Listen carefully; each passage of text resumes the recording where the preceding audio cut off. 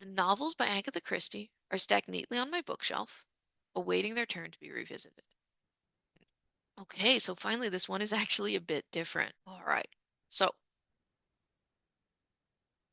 well, we can start with eliminating the semicolon. That's usually a good place to start because with a semicolon, we can just ask, do we have two full sentences, just like a period? Awaiting their turn to be revisited is certainly not a full sentence, so I'm going to cross that out. Now, a colon needs a full sentence before it, but not necessarily after it. So, do we have a full sentence before it? We actually do here. The novels by Agatha Christie are stacked neatly on my bookshelf. That actually is a full sentence, so I'm not going to cross out the colon. Now, what comes after a colon is usually some kind of a list or an explanation of what's before it. And that's not exactly what we have here. Like awaiting their turn to be revisited, that's not really defining or giving a, I mean, it is kind of giving a detail. It's not quite what we want for a colon. Um, Now awaiting, do we need a comma at all versus, so no comma versus comma. This is really tricky. Um, the answer is going to be that we need a comma here. And there's a couple of reasons. One is just they really like ending sentences on the SAT and ACT with a comma ing. That's just a sentence structure they like. So having a comma ing phrase at the end of a sentence is just you'll just see it all the time. So examples like I don't know, my dog ate his dinner, slurping loudly. Um, or uh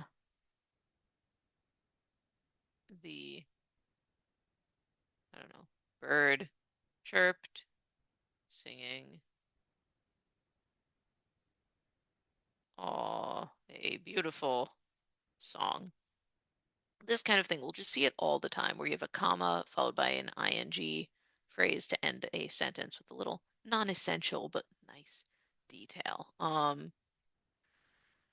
So that's one thing that I notice we have an answer choice here that has a comma followed by an ing at the end of a sentence, and I'm like, great, let's do it. It's just a good thing to do. Um, Additionally, if you don't have that comma, it kind of makes it modify the thing it's next to. And I'll give you an example of what that means.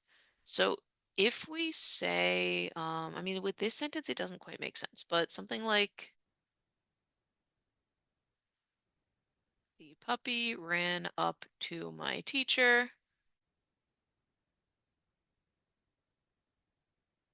slobbering all over. Okay, so the puppy ran up to my teacher, slobbering all over. That indicates that slobbering all over, it's referring to probably the subject of the sentence. If we don't have that comma, now our sentence says, the puppy ran up to my teacher, slobbering all over. So who's the one who's drooling all over? It's the teacher now. So rather a different story. Um, this is usually not what we want, right? Usually we want the comma ing to indicate it's just referring to the subject of the sentence or just the content of the sentence in general. Otherwise, the ing word is just going to latch on to the noun it's next to, and that's not what we want. So in this case, if we didn't have a comma, then bookshelf would be awaiting their turn to be revisited, and that's not right. It's not the bookshelf that is awaiting its turn. It's the novels. So this would be not correct, right? Because the teacher is not slobbering. We need the comma. This one is correct. Um, okay. So anyway, that was a really long way to say in general they like comma ing. So just when in doubt.